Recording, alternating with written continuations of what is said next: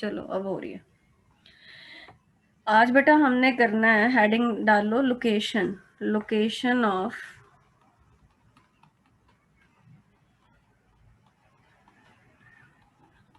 Octahedral and tetrahedral voids in FCC lattice. ये हमारा topic है। इसका पहले मतलब समझ लेते हैं। तो टेट्राहेड्रल और ऑक्टाहेड्रल वर्ड्स बेटा कैसे बनती थी हमने पढ़ा था कल वाले लेक्चर में और परसों वाले लेक्चर में। हमने देखा था कि हेक्सागोनल जो 2D वाली पैकिंग थी, हेक्सागोनल क्लोज पैकिंग जो 2D में थी, उसको जब हम एक्सटेंड करते थे तो हमारे पास ये वर्ड्स जनरेट होती थी। ठीक है, तो टेट्राहेड्रल वर्ड को कवर करते हो तो HCP भी लैटिस बनता है, और ऑक्टाहेड्रल वर्ड्स को कवर करते थे तो CCP या FCC बनता था। तो इसका मतलब कि HCP या CCP और FCC दोनों में ही, इन दोनों टाइप में ही टेट्रा और ऑक्टाहेड्रल वर्ड्स पाई जाती हैं। पहला बात मैंने आपको ये बताया था कि बेटा जो बाकी तरह की पैकिंग होती है, जो BCC है, जो ECC है, या जो सिंपल वाला है, उनमें भी वर्ड्स होती हैं, बट उनमें डिफरेंट टाइप्स की वर्ड्स होती हैं। जो टेट्राहेड्रल वर्ड है एंड ऑक्टाहेड्रल वर्ड है वो HCP और CCP या FCC बोलूँ मैं, उसमें पाई जाती हैं। ठीक है, अब उसमें पाई जाती हैं तो उनमें लोकेशन कहाँ पे होती हैं, मतलब लोकेशन देखो HCP में अलग जगह पे पाई जाएंगी, CCP या FCC एक ही बात है, उसमें अलग जगह पे पाई जाएंगी।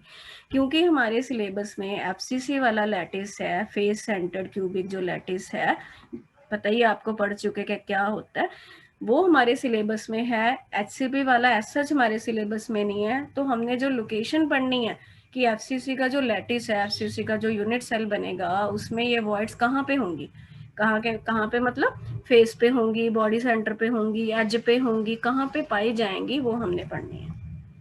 टॉपिक समझ में आ गया आपको? मैं क्या बोलना चाह रही हूँ ये क्लियर है ना बेटा? लोकेशन का मतलब कहाँ पे, एज सेंटर बॉडी डायगोनल कहाँ पे। तो सबसे पहले देखते हैं। अच्छा एक काम करना, जब मैं आपसे पूछूंगी ना समझ में आ गया या नहीं, तो एक एक से पूछना, मुझे भी दिक्कत वाला काम लगता है। आप मुझे चैट में लिख के बता दिया करो, समझ में आ गया तो यस, जिसको नहीं समझ में आएगा वो मुझे क्वेश्चन फिर पूछ लिया करो। ठीक है, आगे से ऐसा करेंगे। तो सबसे पहले टेट्राहेड्रल वॉइड की लोकेशन ढूंढते हैं FCC लैटिस में।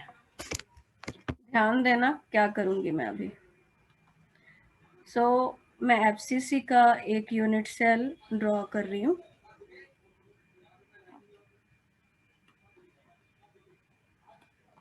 निकलेश, FCC के यूनिट सेल में पार्टिकल्स कहाँ कहाँ पे पाए जाते हैं? FCC के मैम एक तो FCC मैम में फेस के सेंटर में और एक कॉर्नर्स पे। यस, सारे कॉर्नर्स पे और फेस के सेंटर पे, बिल्कुल ठीक है। तो वही मैं बनाने की कोशिश कर रही हूँ।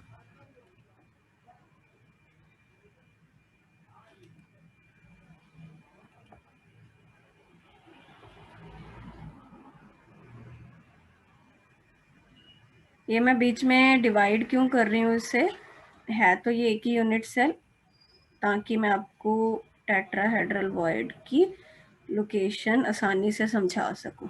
अभी देखते जाओ।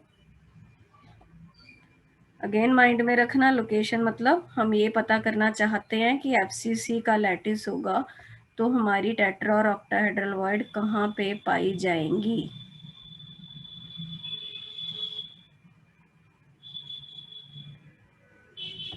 ठीक है, अब देखो, आपने खुद ही बताया जैसे निखिलेश ने अभी, ये कॉर्नर पे बना रही हूँ मैं। ये बड़े वाला जो है वो यूनिट सेल है, एक कॉर्नर्स पे पार्टिकल्स हैं and centre of each face, ऊपर वाले फेस पे, साइड वाले फेस पे, इधर वाले फेस पे, नीचे वाले फेस पे, आगे वाले फेस पे, पीछे वाले फेस पे। ठीक है, हमने कौन सी वर्ड ढूंढनी है बेटा? टेट्राहेड्रल। तो टेट्राहेड्रल वर्ड एक बार रिवाइज कर लेते हैं, कैसे बनती थी।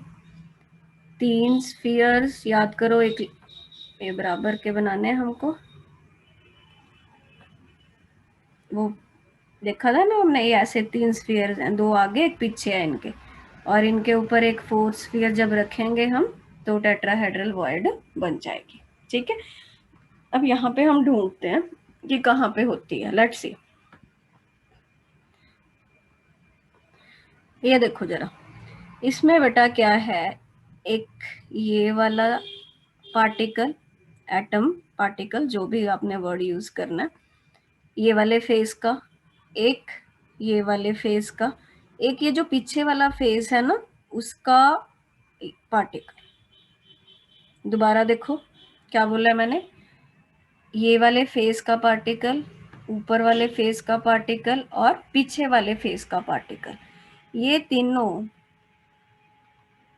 पता क्या बना रहे हैं, ये तीनों ये वाले हैं। एक्चुअल में यहाँ पे तो पता नहीं लगता कि टच में है नहीं टच में, एक्चुअल में ये तीनों ऐसा, मतलब एक ट्रायंगल जो बनेगा वो ये तीनों बना रहे हैं। और जो चौथा स्फीयर, 4th स्फीयर हमने इसके ऊपर टिकाना है वो ये वाला है। ठीक है, अभी देखना क्या बनेगा। तो ये चारों मिलके क्या बनाते होते हैं टेट्राहेड्रल वॉइड में, एक टेट्राहेड्रन बनता होता है, याद है, ये बन गया आपका टेट्राहेड्रन।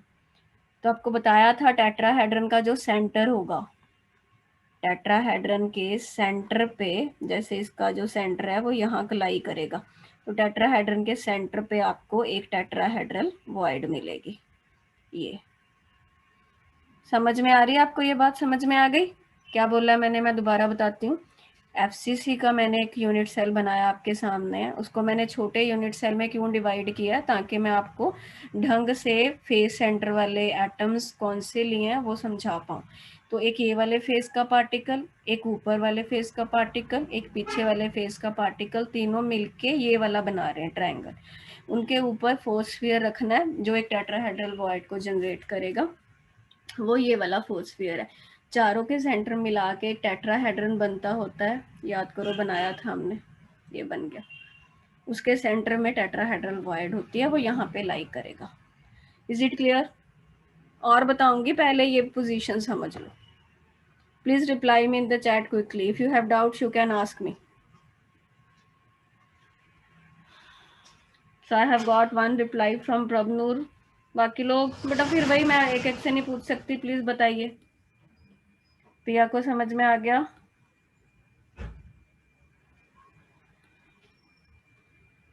ओके, मान्या, अक्षित, निखिलेश, अक्षित को आ गया, निखिलेश, जशन,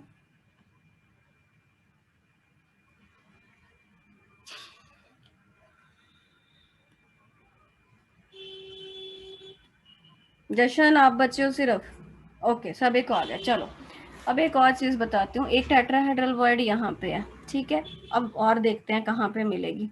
अब ये नीचे वाला फेस देखो, इस फेस का ये पार्टिकल है, फाइन, और ये वाले फेस का, ये फेस सेंटर का पार्टिकल है, दिख रहा है आपको, और ये आगे वाला जो फेस है बेटा उसका ये है, ये तीन मिलके यही स्पेस बना रहे हैं, ये ट्रायंगल वाला। तो मैं इसको ड्रॉ कर दूं, और ये चौथा स्फीयर इनके ऊपर टिकाएंगे जो कि एक टेट्राहेड्रन को जनरेट करेगा। ये बन गया tetrahedron. And you know very well कि टेट्राहेड्रन के सेंटर पे टेट्राहेड्रल वॉइड होता है, तो इसका जो सेंटर है वो अबाउट यहाँ पे आता है। आ रही बात आपको समझ में? अब ये देखो, ऐसे ही आपको टेट्राहेड्रल वॉइड्स मिलेंगी, एक इधर से मिली, एक इधर से। अब मैं आपको एक नई टर्म के साथ इंट्रोड्यूस कराने वाली हूँ, उस टर्म का नाम है बॉडी डायगोनल। क्यों बता रही हूँ ये मैं, ताकि मैं आसान शब्दों में टेट्राहेड्रल वॉइड की लोकेशन आपको समझा सकूं। आप क्या करो, एक चौक का बॉक्स इमेजिन करो, ऐसा ही है ना चौक जिसमें रखते हैं, स्कूल्स में देखा है। डायगोनल तो समझते हो ना, डायगोनल क्या होता है, जैसे इमेजिन करो कि मेरे पास एक थ्रेड है, एक थ्रेड मैंने यहाँ से चालू किया और ये पीछे वाले कॉर्नर के थ्रू जहाँ कोई नीडल है लंबी सी ऐसे घुसा दी बीच में, तो ये एक बॉडी का डायगोनल है। आपको समझ में आई? बॉडी, पूरी बॉडी, वो चौक का बॉक्स एक बॉडी है, बॉडी के डायगोनल क्या है, जो इस आगे वाले कॉर्नर से पीछे वाले कॉर्नर को मिल रहा है, ये एक बॉडी डायगोनल है। इसी तरह यहाँ से ये पीछे वाले कॉर्नर से आगे वाले कॉर्नर में मान लो एक नीडल है या थ्रेड है, ये एक बॉडी डायगोनल है। 4 बॉडी डायगोनल्स होते हैं इस कॉर्नर से इस कॉर्नर पे, इस कॉर्नर पे, इस कॉर्नर पे। तो कोई भी क्यूब में 4 बॉडी डायगोनल पाए जाते हैं। क्या आप ये चारों बॉडी डायगोनल्स की पोजीशन इमेजिन कर पाए? चौक का बॉक्स इमेजिन करो, आगे वाले कॉर्नर से पीछे वाले कॉर्नर पे, इस वाले से आगे वाले पे। मैम हाँ जी, उन्होंने लास्ट 2 डायगोनल्स ऑपोजिट कॉर्नर्स पे नहीं ज्वाइन कर दी? नहीं, वो दिखने में ऐसा लग रहा है क्योंकि यहाँ पे उसको मैं विजुलाइज नहीं करा सकती। ये देखो, ये वाला इसी पे जाएगा, पीछे पे नहीं जाएगा मैम ये एक वाला? मिनट, मुझे गलत बन गया था, एक मिनट में देख लो, जस्ट अ मिनट। ये वाला आपका हो गया आगे, ये पीछे, ये आगे पीछे, ये आगे, यहाँ ये आगे, ये पीछे, ये यहाँ पे। समझ गए अब? मैं Yes, दिखा sir. नहीं पा रही शायद, इसका मैं को डायग्राम देख ढूंढूंगी, मिला तो मुझे 3D में, बट इतना तो आपको पता लग गया होगा कि 4 बॉडी डायगोनल है। बस उल्टा लेना है, आगे वाला कॉर्नर है तो दूसरा पीछे वाला डायगोनल है ना, क्योंकि और बॉडी दा डायगोनल का मतलब की है कि बॉडी विचों पास होके जाऊगा। ये वाले कॉर्नर दा आगे वाले कॉर्नर ना, ये आगे वाला है तो वो पीछे वाला, ये पीछे वाला है तो वो आगे वाला। शायद मैंने पहले ऑपोजिट ज्वाइन कर दिए थे तो अभी प्रभनूर ने बोला। ठीक है, समझ में आ गया सबको 4 बॉडी डायगोनल्स? कोई भी क्यूब में 4 बॉडी डायगोनल होंगे। अब बेटा ये जो टेट्राहेड्रन 2 बनाया ना मैंने बोला इस टेट्राहेड्रन के सेंटर पे वॉइड मिलेगी टेट्राहेड्रल, और इस पे ये ना पूरी जो लाइन ग्रीन कलर से हम दिखा रहे थे, ये एक बॉडी डायगोनल बनती है। ये पीछे वाले कॉर्नर से आगे वाले कॉर्नर को ज्वाइन करेगा। ये बॉडी डायगोनल पे 2 टेट्राहेड्रल वॉइड्स मिलते हैं। हर एक बॉडी डायगोनल पे 2 टेट्राहेड्रल वॉइड मिलेंगे आपको। कितने बॉडी डायगोनल हैं? 4। तो टोटल टेट्राहेड्रल वॉइड्स एफसीसी के लैटिस में 8 मिलते हैं। क्या पोजीशन हुई? What should we remember in nutshell? We should remember that on each body diagonal there are 2 tetrahedral voids are present. So total 4 body diagonals have 8 tetrahedral voids in total. Is it clear? ये समझ में आता है? बहुत बढ़िया। जिन लोगों को ये मुश्किल लगता है, कभी डायग्राम बनानी नहीं आपको आएगी, ये बहुत ज़्यादा डीप नॉलेज के लिए मैंने आपको बता दिया कि एक्चुअल में कहाँ है।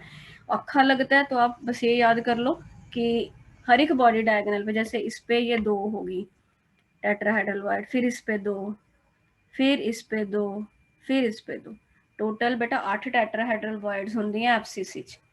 And it is very justified. Y?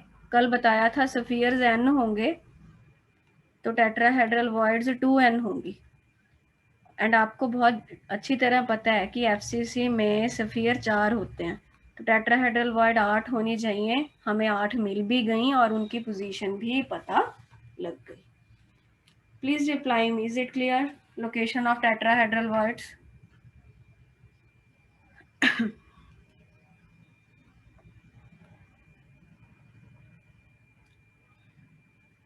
I should get everyone's reply.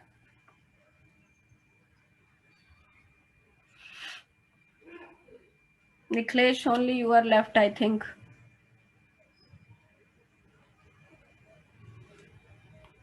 Okay, और किसी को कोई भी डाउट है आप जितनी मर्जी बार पूछो, कोई इश्यूज नहीं है। कोई हेजिटेट नहीं करना कि बाकियों को समझ में आ गया मुझे नहीं आया, ऐसा कुछ नहीं है। चाहे 100 बार पूछो बट आपको क्लियर होना चाहिए।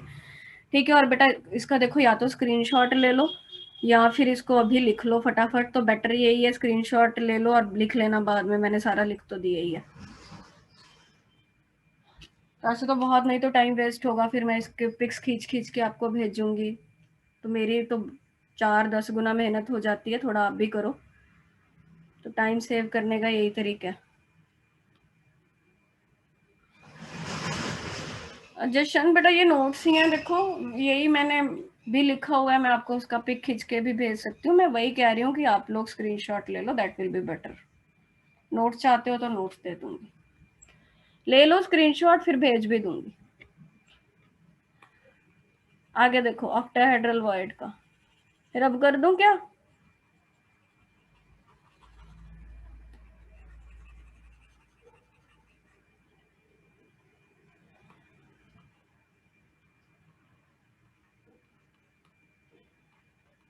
तो टेट्राहेड्रल वर्ड कहाँ मिला हमें? बॉडी डायगोनल पे मिला। कितने बॉडी डायगोनल है? 4 हैं।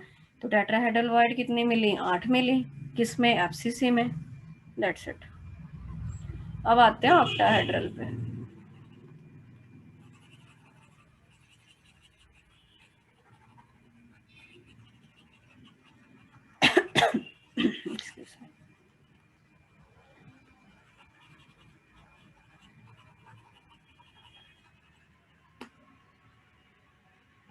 हाँ जी बेटा देखो, ऑक्टाहेड्रल वॉइड फिर किस में ढूंढनी है? एफसीसी में ही हमको ढूंढनी है। तो हमको एफसीसी बेटा फिर बनाना पड़ेगा। तो देखो आप क्या कर सकते हो, जब मैं बनाती हूँ तो आप भी अपनी कॉपी पे बना सकते हो ना। इतना तो अभी आपको टिप्स पे हो ही गया है कि एफसीसी बनाना कैसे है। इससे 2 फायदे होंगे, तो टाइम बच जाएगा और आपकी प्रैक्टिस भी हो जाएगी।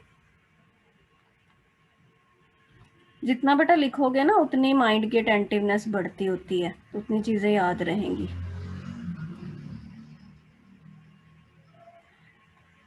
और मैं इसको डिवाइड कर दे रही हूँ। क्यों कर रही हूँ डिवाइड? ताकि मैं आपको पोजीशन ढंग से समझा पाऊँ।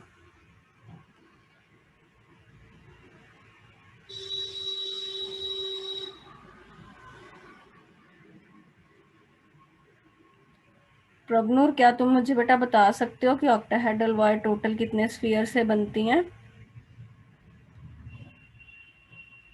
6। फिर हम उसे ऑक्टाहेड्रल क्यों बोलते हैं मान्या? ऑक्टा का मतलब तो 8 होता है।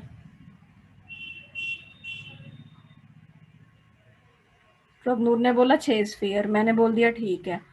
फिर मैं पूछ रही हूँ ऑक्टा क्यों बोलते हैं? बोल बता मान्या। क्योंकि वो ऑक्टाहेड्रन फॉर्म करता है। तो ऑक्टाहेड्रन में क्या 8 होता है? क्या चीज 8 पाई जाती है उसमें? फेस। उसके 8 फेस होते हैं।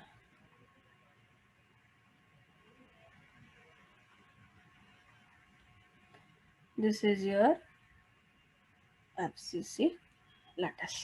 ठीक है। अच्छा चलो इधर देखो एक बार, ये आपकी थी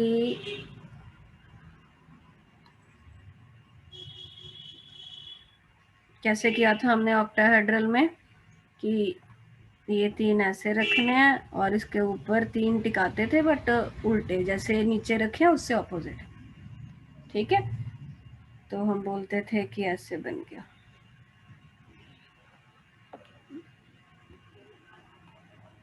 ऑक्टाहेड्रन बनता है। बेटा ये जो चीज होती है ना, इसको तुम लोग ऐसे भी देख सकते हो। थोड़ा सा इसको ना ट्विस्ट कर दिया जाए तो ये ऐसे बनेगा। 4 स्फीयर ऐसे, एक ऊपर एक नीचे। ये नीचे मतलब चारों के नीचे, समझे क्या बोल रही हूँ मैं? ये सेम ही चीज बनेगी। एक मिनट देखो, मैं आपको दिखा पाऊँ तो। रुक जाओ जरा, वीडियो शेयर करती हूँ।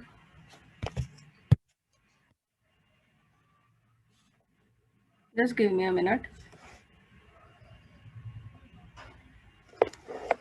मैं बेटा वॉइस बंद कर रही हूँ, आप मुझे सुन पाओगे? मैं नहीं सुन पाऊंगी। वही वाली वीडियो है जो मैं आपको रोज दिखाती हूँ।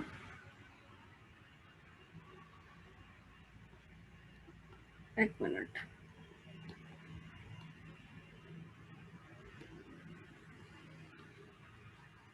इसने जब हमें ऑक्टाहेड्रल वॉइड दिखाई थी तो ये टेट्रा होगी, अभी आएगी ऑक्टा। ऑक्टा देखने के बाद मैं पॉइंट क्या बताना चाह रही हूँ, 4 एक प्लेन में, एक ऊपर एक नीचे, वो भी ऑक्टाहेड्रन ही होता है। ये देखो जरा, इसको देखो ध्यान से।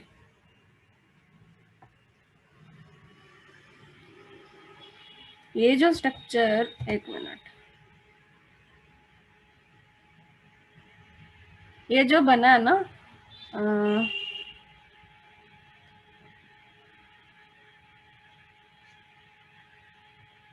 हाँ, अब मैंने अभी क्या बोला, देखो ये 4, 1 2 3, कर्सर देखना कहाँ जा रहा है, 1 2 3 और 4, ये चारों एक्चुअल में एक प्लेन में होंगे, एक ऊपर एक नीचे, ठीक है। तो वही ऑक्टाहेड्रन ऐसे भी समझा जा सकता है, ये और ये एक ही बात है। समझ में आ गया क्या बताना चाह रही हूँ। यहाँ पे ऑक्टाहेड्रन ढूंढते हैं हम कहाँ पे, एफसीसी लैटिस में। देखो ये देखो, ये 4,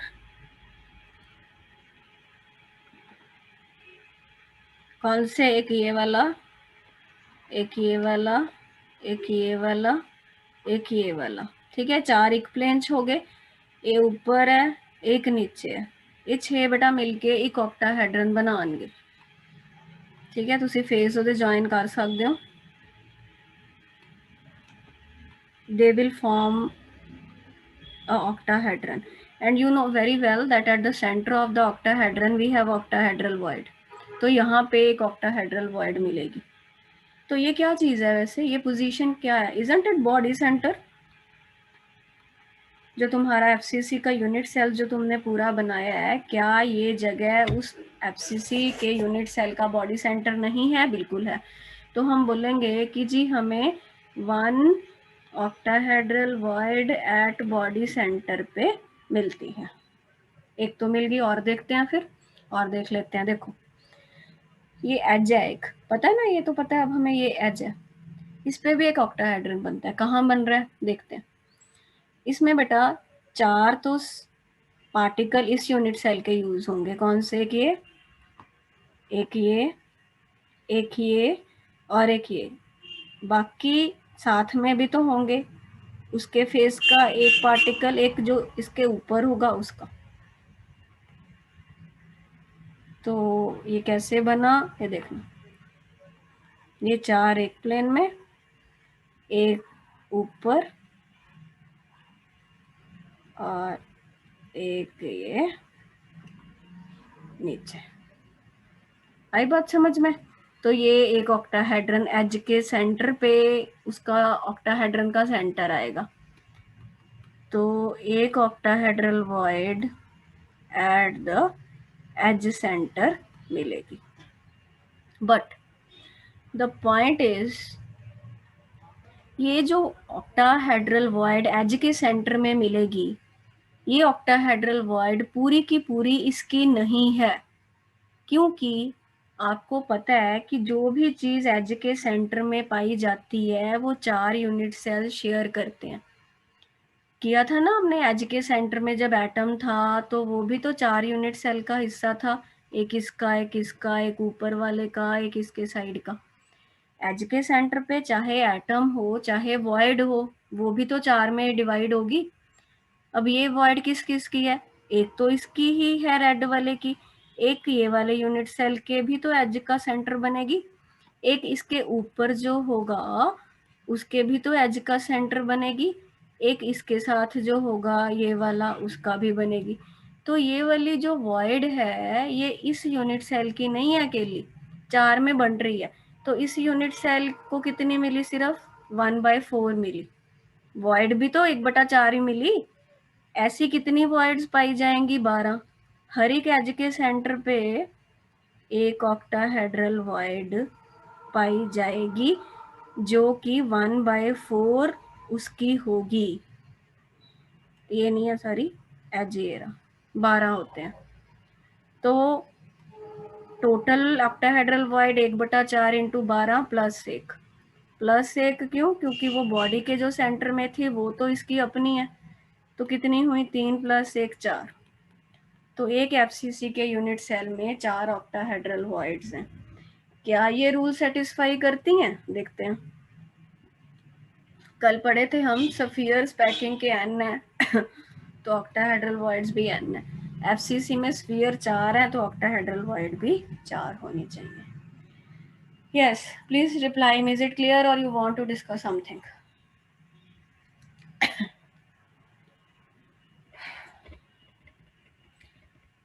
Yes, please reply. बताओ समझ में आया?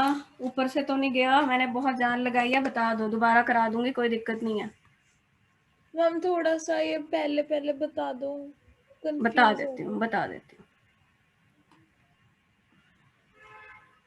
चलो आसान करके बताती हूँ, इसका स्क्रीनशॉट ले लो पहले। बेटा मैं ये इतना डिटेल में इसलिए बता दे रही हूँ, कॉम्पिटिटिव पार्ट भी है, आसान करके भी अभी समझा देती हूँ। ले लिया स्क्रीनशॉट? ले लिया?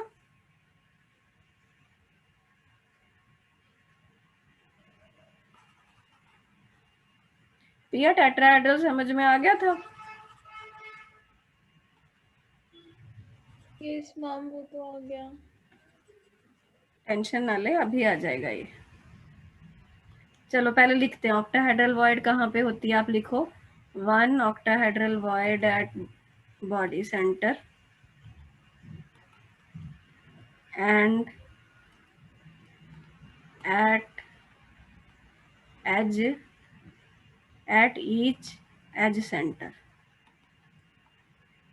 इतनी लाइन लिख लो।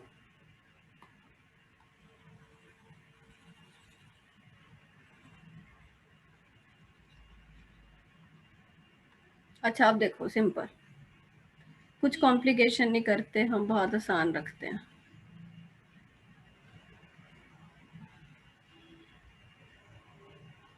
मैं डिवाइड भी नहीं करती 8 में। ये देखो, ये तो पता लग रहा है एफसीसी है पिया। जशन, यस मैम। क्यूब का सेंटर देखना आता है? ये क्यूब का सेंटर है, पता है ना? तो एक ऑक्टाहेड्रल वॉइड क्यूब के सेंटर में या बॉडी के सेंटर में पाई जाएगी। एज कितने हैं भैया? कितने एज होते हैं बेटा? 12 होते हैं ना? 1 2 3 4 5 6 7 8 9 10 11 12। एक वॉइड हर एक एज के सेंटर पे। मुश्किल है ये क्या आसान है? ये तो पता है। बस अभी हो जाता। मैंने कितने रेड डॉट लगाए हैं? काउंट करो, 1 2 3 4 5 6 7 8 9 10 11 12 13। बट 13 नहीं है, 4 है। पता है क्यों? बॉडी के सेंटर वाली तो इसकी अपनी है, पूरी की पूरी चॉकलेट इसको मिल गई। बट यहाँ पे जो चॉकलेट थी उसके लिए 4 यूनिट सेल झगड़ने लगे। एक तो ये वाली वॉइड इसकी है, इसके साथ भी तो बेटा एक यूनिट सेल होगा ना, इसके ऊपर भी तो होगा, और ये वाले के ऊपर भी तो होगा बेटा, यहाँ पे होगा ना। यस। तो आप ये समझ पा रहे हो कि ये टोटल 4 डब्बे हैं, बॉक्सेस हैं। Yes ma'am. और ये वाला है जो ये चारों का है, ये समझ पा रहे हो? दिखने लग गया क्या? नहीं दिख रहा? यस मैम, एक ये इधर, हाँ एक ये यहाँ पे होगा ना, मैं थोड़ा इसको और कर देती हूँ। एक इसके ऊपर होगा,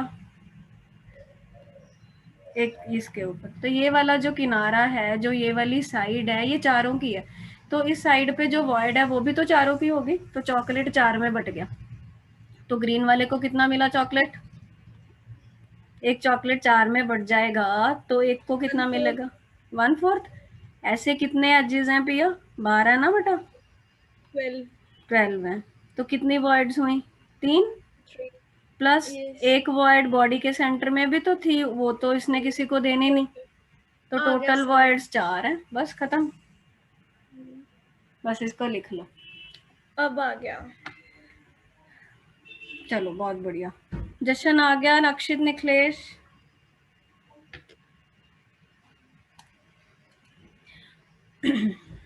एक्चुअली पहले मैं सिर्फ इतना ही कराती थी, फिर वो ना कई बार आ जाता है, जेई नीट में आ जाता है, बोर्ड के लिए नहीं उतनी नॉलेज चाहिए। आप लोगों को कई बार मुश्किल इसीलिए लगता है क्योंकि मैं थोड़ा डीप ज़्यादा करा देती हूँ। ऊपर ऊपर से कराऊँ तो बहुत आसान लगेगा, इसलिए टेंशन नहीं लेनी, उस चीज़ को आसान करके तो समझाना और भी आसान है। ठीक है, तो 4 octahedral voids per unit cell किसमें, एफसीसी में कर रहे हैं, याद रखना। और ये डायग्राम अब बना सकते हो ग्रीन वाला, स्क्रीनशॉट लो या लिखो फटाफट, जैसे भी करना है।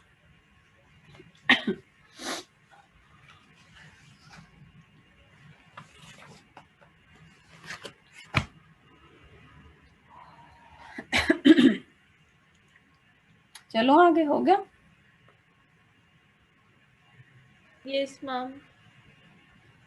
ओके बेटा जी।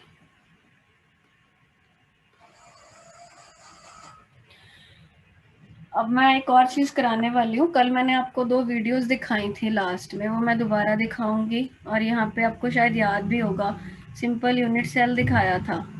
आपको याद है कि उसमें हमने ये देखा था कि सिंपल यूनिट सेल में जो एटम्स कॉर्नर्स पे होते हैं वो टच करते होते हैं।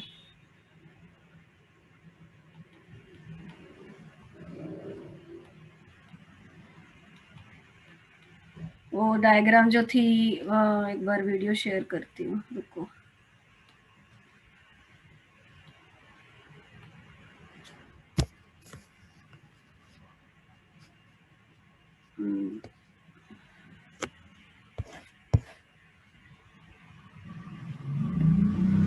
ये एफसीसी का खुद है।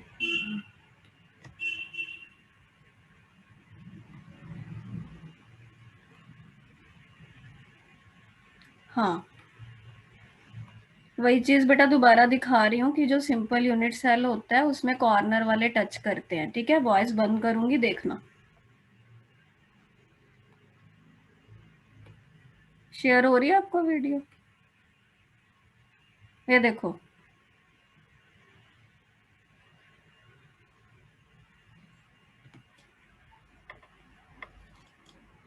अभी ये बाहर निकालेगा यूनिट सेल इसमें से।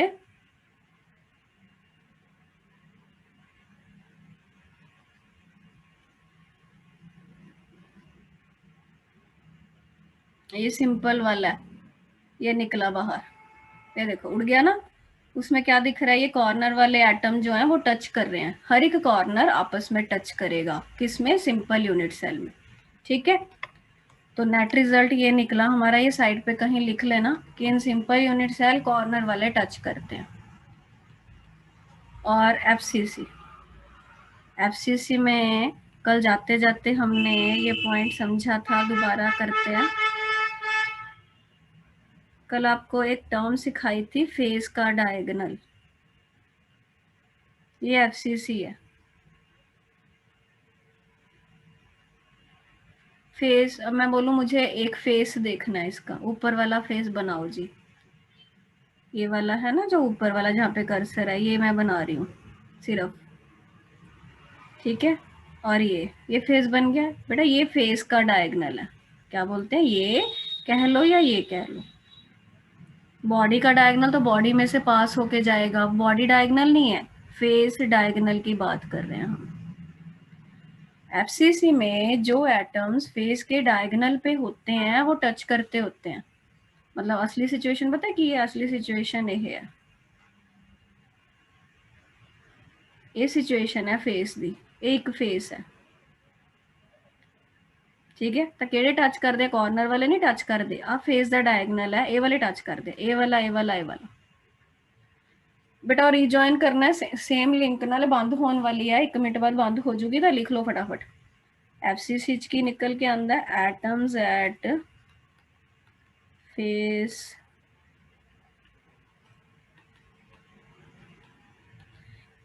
ये पता होना बहुत जरूरी है कि केड़े एटम डायरेक्ट टच विच है, केड़े यूनिट सेल्स। इतना समझे तुम लोग? जशन Yes, ma'am. सेम ही लिंक से ज्वाइन करना, ओके।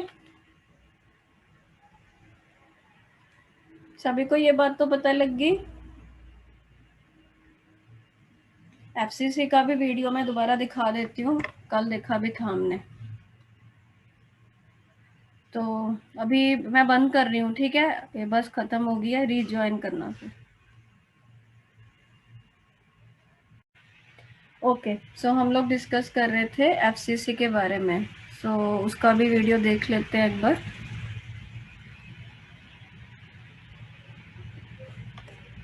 वॉइस बेटा बंद कर रही हूँ।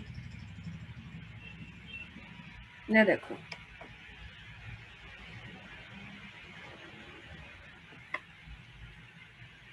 ये अभी बनाएगा, ये बन गया। कल भी देखा था ना हमने। अभी ये देखो, इसमें ये वाले टच में है blue green blue. Blue blue touch में नहीं है। ब्लू ब्लू टच में किस में होते हैं? सिंपल में। ब्लू ब्लू कॉर्नर्स हैं, ब्लू ग्रीन ब्लू, कोई भी फेस का ब्लू ग्रीन ब्लू। ठीक है, एक बार देख लो, अच्छे से निहार लो एफसीसी को, मन में बसा लो इसको, इन्हीं को मन में बसा के काम चलना है।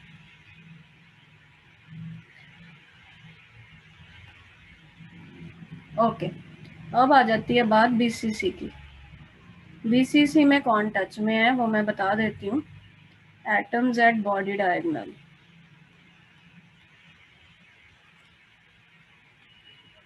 Atoms at body diagonal touch each other. देखते हैं इसका भी, बट पहले हम अपना समझ लें।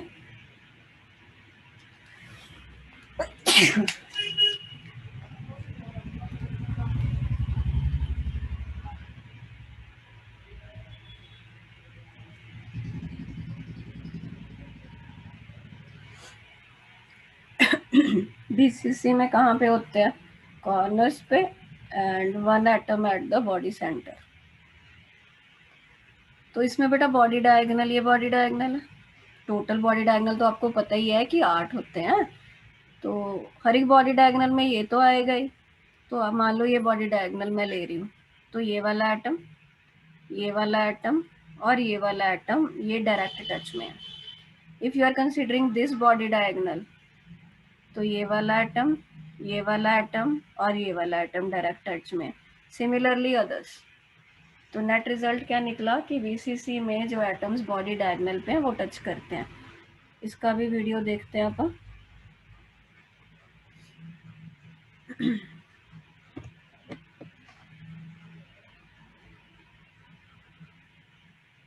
हाँ, एक मिनट।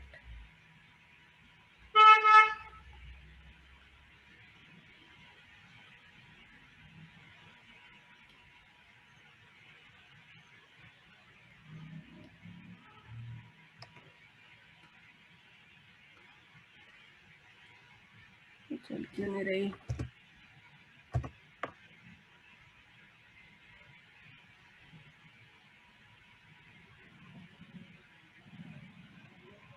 एक मिनट।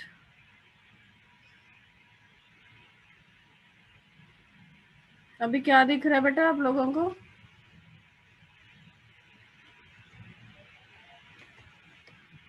क्या दिख रहा है? अभी वीडियो दिख रही है? Yes ma'am.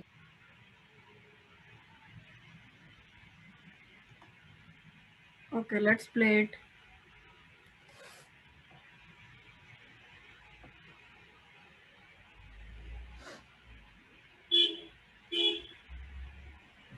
एक्चुअली पैकिंग दिखा रहा है।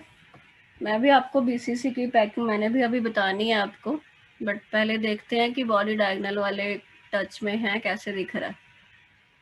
इसने तो बहुत सारे यूनिट सेल साथ में दिखा दिए। तो देखो, एक यूनिट सेल इमेजिन करो साइड से, जो ऑरेंज वाला है वो बॉडी सेंटर वाला एटम है, ये निकला बाहर। अब देखो इसे, ये कॉर्नर पे है ब्लू, कॉर्नर वाले टच में नहीं है। डायगोनल कहाँ से जाएगा? इस कॉर्नर से लेके ये गया पीछे, ये टच में है। कोई भी आप बॉडी डायगोनल उठा लो वो टच में होंगे। ठीक है, यही दिखाना था आपको। वापस चलते हैं। यस, तो इतना समझ में आ गया ना आपको? किसमें? तीनों में बस याद रखना है कि सिंपल में कॉर्नर वाले फेस एफसीसी में फेस डायगोनल वाले टच में है, और बीसीसी में बॉडी डायगोनल वाले टच में। Is it clear?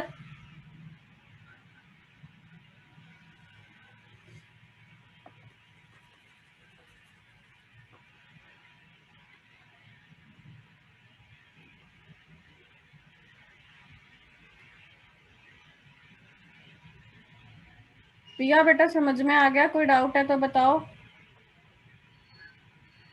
नहीं मैम, अभी तो नहीं है। ओके, निखिलेश तुम रह गए। यस मैम आ गया। ठीक है, बेटा हेडिंग लिखो अगली। अभी मैंने जो आपको समझाया ना कि कौन टच में है कौन नहीं है, उसके रिलेटेड एक छोटा सा टॉपिक है जिसमें से क्वेश्चंस आ जाते हैं। रिलेशनशिप बिटवीन एज लेंथ को हम ए लिखते हैं, small a. Relationship between edge length, radius of atom, radius of atom को हम आर लिखते हैं, एंड नियरेस्ट नेबर डिस्टेंस, ये क्या होता है हम देखेंगे। नियरेस्ट नेबर डिस्टेंस, इसको हम डी लिखते हैं। ठीक है, इनमें हमने रिलेशनशिप देखना है। तो सबसे पहले करते करते बीच में ही समझ में आ जाएगा कि क्या टॉपिक है। Let us first consider simple unit cell. Simple unit cell you know very well, primitive unit cell, atoms only at the corners. अब देखो मैं वो डायग्राम बना नहीं सकती कि मतलब आपको पता ही है कि कॉर्नर वाले टच में है, बट मैं डायग्राम यही बनाऊंगी क्योंकि वो डायग्राम बोर्ड पे बनाना पॉसिबल नहीं होता, इसीलिए मैंने आपको वीडियोस दिखाए हैं। ठीक है, बट आपको पता है कि actual situation suppose I want to make, तो मैं एक्चुअल सिचुएशन थोड़ा सा बनाने की कोशिश करूं तो ये सिचुएशन है, ये बनाया मैंने, ये वाला उठा के ये एटम है, ये यहाँ पे रख दिया। ठीक है, अब मैंने बोला जी मैंने एज लेंथ को ए मानना है। एज लेंथ क्या होता है जो आप साइड बोलते हो, ये चीज ए है, ये लेंथ ए है। ए वाली ले लो, ए वाली ले लो, जड़ी मर्जी ले लो, ए है क्योंकि ਅਸੀਂ क्यूबिक ਨਾਲ डील कर रहे हैं। ਤੇ रेडियस ऑफ एटम की ये आर है, स्मॉल आर है। हले नियरेस्ट नेबर डिस्टेंस छड़ दो, पहला आप ਇਹਨਾਂ ਦੋਨਾਂ ਨੂੰ देखते हैं। पिया बेटा आप बताओ मुझे कि सिंपल यूनिट सेल में कौन से एटम टच करते हैं डायरेक्टली।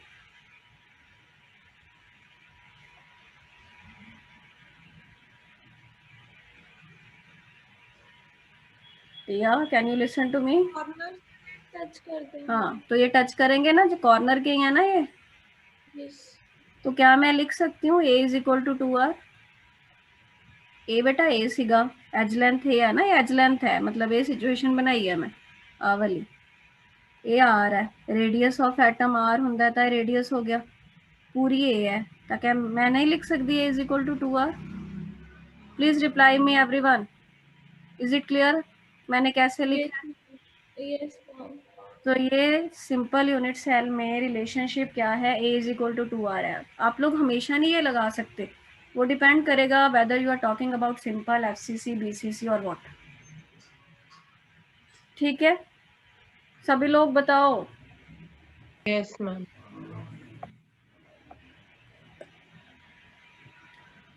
तो हमारे पास एक रिलेशनशिप आ गया सिंपल यूनिट सेल के लिए। ठीक है, अच्छा नियरेस्ट नेबर डिस्टेंस को हम स्मॉल डी लिखते हैं। नियरेस्ट नेबर डिस्टेंस क्या होता है? नियरेस्ट नेबर डिस्टेंस होता है बेटा डिस्टेंस बिटवीन, देखना, distance between atoms which are in direct touch. Centre to centre लेते हैं, की मतलब होया है गल दा। Let's see, now you know that simple में डायरेक्ट टच में कॉर्नर वाले हैं, distance between atoms which are in direct touch. ठीक है जी, सेंटर टू सेंटर, ये दोनों कॉर्नर वाले यही हैं, ये दोनों और ये दोनों एक ही बात है। कॉर्नर वाले डायरेक्ट टच में है, एक के सेंटर से दूसरे के सेंटर में जितना डिस्टेंस है उसको नियरेस्ट नेबर डिस्टेंस बोलते हैं, D. And in this case you can very well see that D is automatically equal to A, or I can write 2R. Is it clear? नाम से देखो, नियरेस्ट नेबर, नियरेस्ट नेबर कौन होगा किसी का जो टच करेगा। नियरेस्ट नेबर्स में डिस्टेंस कितना है, एक के सेंटर से दूसरे के सेंटर में चले जाओ, वो डिस्टेंस सिंपल वाले में एज लेंथ के बराबर ही आया। हाँ जी, तो रिलेशनशिप मिल गया मुझे एज लेंथ रेडियस और नियरेस्ट नेबर डिस्टेंस तीनों को आपस में मैंने लिंक करने का एक तरीका निकाल लिया, and it is extremely easy because I know that in which type of unit cell which atoms are in direct touch. इसको क्रैम नहीं करना, बिल्कुल क्रैम नहीं करना कि आप याद करते फिरो कि सिंपल के लिए क्या बताया था। क्रैम सिर्फ ये करना है कि सिंपल में कौन टच कर रहा है, एफसीसी में कौन टच कर रहा है, बीसीसी में कौन टच कर रहा है। हाँ जी, और मैं इतना बोलने की मेहनत करती हूँ तो आप लोग लिखने की मेहनत करके मुझे यस नो करके तो बता दिया करो भी समझ में आया कि नहीं।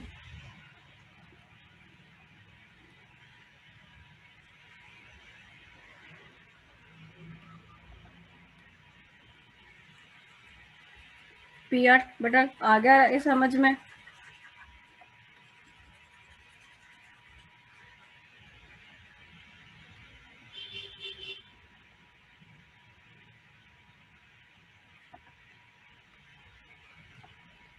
चलो अब दिमाग लगाओ जरा, एफसीसी में यही चीजें ढूंढते हैं।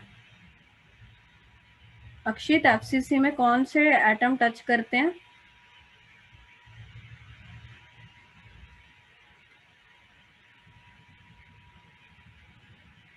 आप लोग साथ में कुछ, अरे कॉर्नर वाले कहाँ टच करते हैं? मैंने वीडियो दिखाई इतनी सुंदर सुंदर, ये तो याद रखो भाई, फेस डायगोनल वाले टच करते हैं। फेस डायगोनल वाले, कोई भी फेस डायगोनल वाले टच करेंगे, कॉर्नर वाले टच नहीं करते एफसीसी।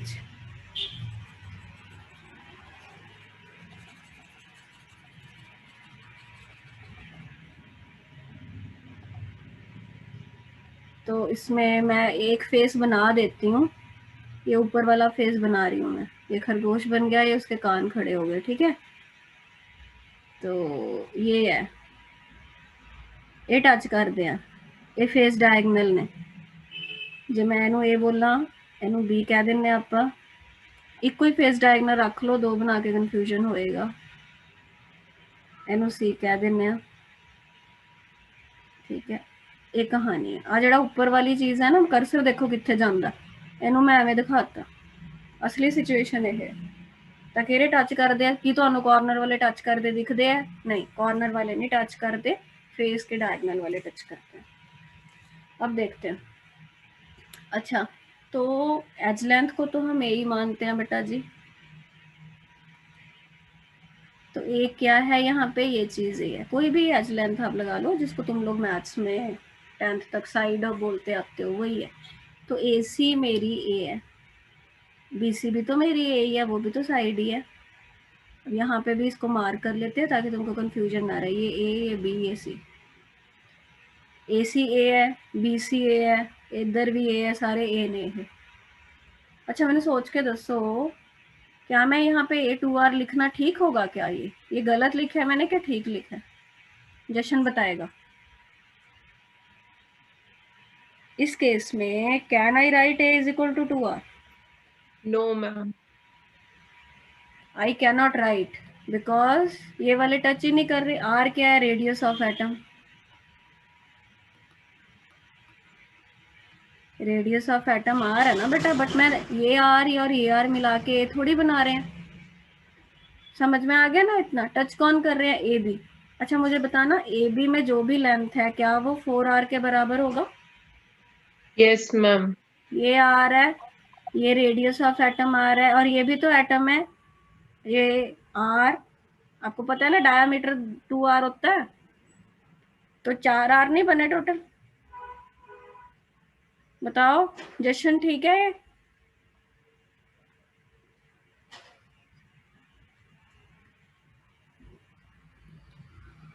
पिया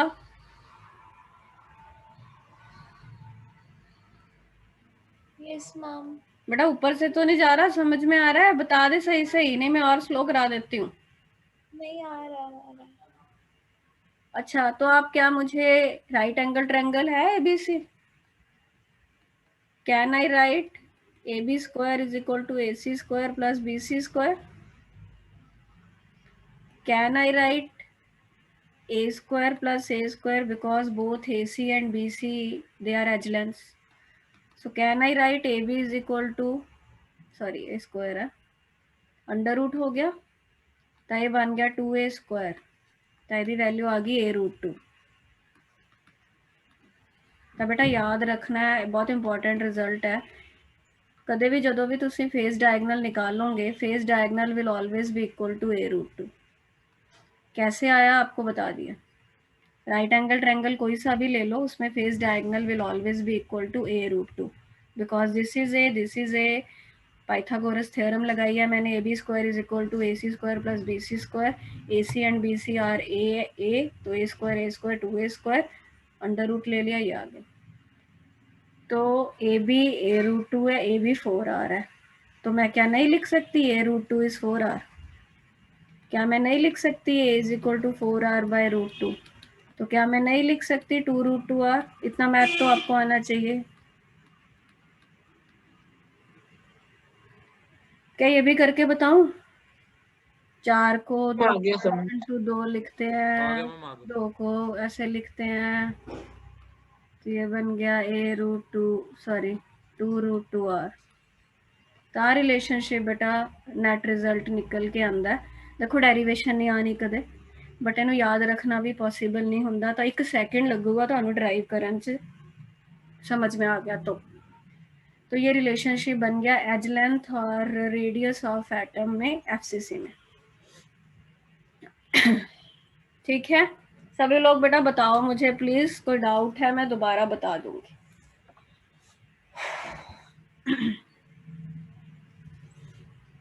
अच्छा, आप लोग लिख लुख रहे हो कुछ, क्या बस सुन रहे हो मुझे? भाई स्क्रीनशॉट लिख रही हूँ। वगैरह हाँ लिखते रहना, क्लास में भी तो लिखते ही हो ना, तो फिर यहाँ पे भी लिखना है, बस ऑफलाइन जैसे इमेजिन करो, स्क्रीनशॉट लेना वो लिख लो, जो भी है बाद में लिख लेना। अच्छा इधर देखो, पिया बेटा तू बता, तुझे थोड़ा दिक्कत था, अब ठीक है, समझ में आ रहा है अभी? बेटर है। तो तुम वीडियो दोबारा सुनते हो? हाँ मैम, तभी मत्था मारता हूँ पूरा। हाँ मैं वही कह रही हूँ, थोड़ा सा ना स्पीड का इशू है, +1 के कारण है और कुछ नहीं है, अदरवाइज आपके भी पिकअप ठीक है, मैंने देखा था। वो +1 में कुछ कराया नहीं है आपको, जो भी हुआ है तो उसके कारण थोड़ा सा चीज़ों को समझने में टाइम लगता है। और वो ये है कि मुझे तो देखो सिलेबस भी कराना है, इसलिए मुझे एटलीस्ट इतना स्पीड तो रखनी पड़ेगी। तो आपके लिए तो बल्कि बढ़िया हो गया कि ऑनलाइन है, आप दोबारा सुन के मतलब उसमें आप स्पीड कम कर सकते हो, बढ़ा सकते हो, अपने रिक्वायरमेंट के अकॉर्डिंग कर लिया करो। फिर भी कोई डाउट आते हैं तो आप चाहे मेरे से कुछ एक्स्ट्रा टाइम लग लेके या पूछ सकते हो। अच्छा अब इसमें मुझे बताओ नियरेस्ट नेबर डिस्टेंस डी। अब दिमाग लगाओ जरा, अभी मैंने आप लोगों को समझाया था कि नियरेस्ट नेबर डिस्टेंस क्या होता है। जो एटम आपस में टच करते हैं उनके सेंटर टू सेंटर डिस्टेंस, जो आपस में टच करते हैं उनके सेंटर टू सेंटर डिस्टेंस। आपस में टच कौन करता है एफसीसी में? फेस डायगोनल वाले, ये रहा फेस डायगोनल, पकड़ लिया हमने ए बी।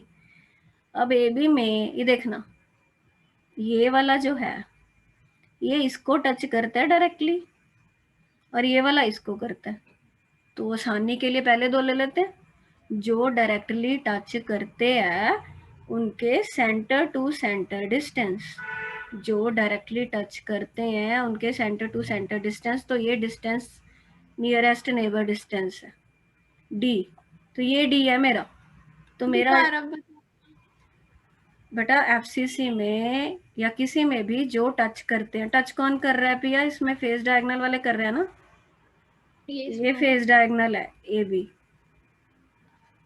तो आ दोनों टच कर दें directly.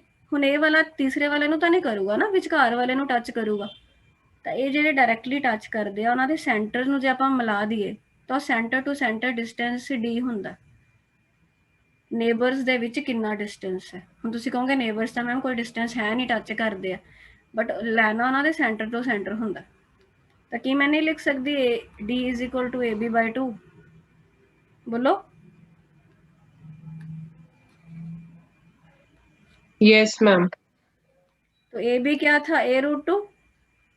AB is face diagonal ना, अभी निकाला हमने, A√2/2, तो ये रिलेशनशिप बन गया। जैसे मर्जी अब इसको घुमाते रहो, ठीक है ना। अब आपको ए मैम ये 2r भी तो हो सकता है। हाँ बिल्कुल बिल्कुल ठीक है, वैसे तो हर एक का 2r आएगा डी, बिकॉज 2 सेंटर से 2r ही होएगा डिस्टेंस।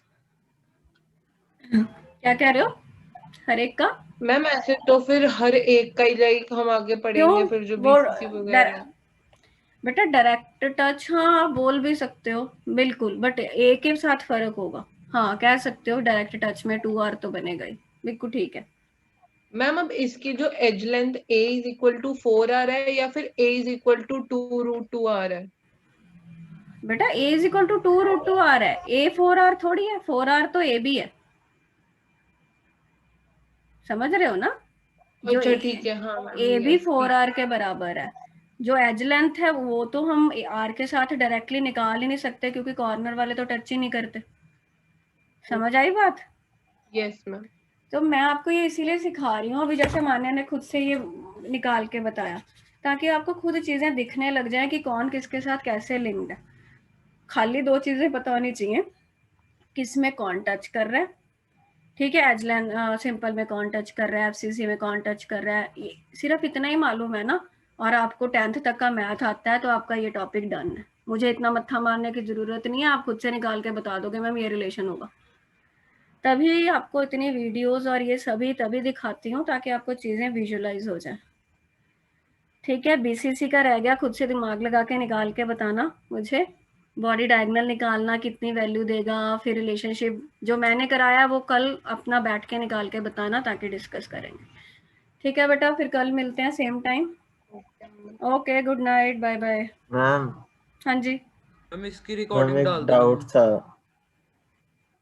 हाँ निखिलेश, एक मिनट, रिकॉर्डिंग दूंगी बेटा, रिकॉर्डिंग दूंगी। हाँ बोलो। नो जीओसी का एक छोटा सा डाउट है। बेटा वो एक्स्ट्रा टाइम में पूछना, आजकल ना एक्चुअली डेमोज चल रही हैं तो मैं काफ़ी बिजी हूँ, मैं आपसे थोड़े टाइम में फिर बस 2 मिनट उसके का ही बाद। है।